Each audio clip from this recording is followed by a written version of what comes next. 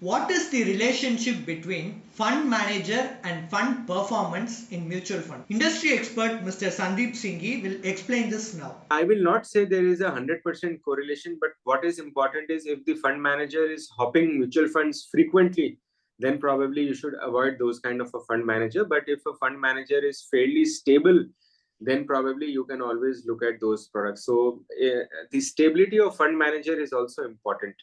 So that's why we say that look at the fund manager stability. But at the same point of time, there are certain changes which happens in the mutual fund industry because some manager, because of their own personal reasons, move on.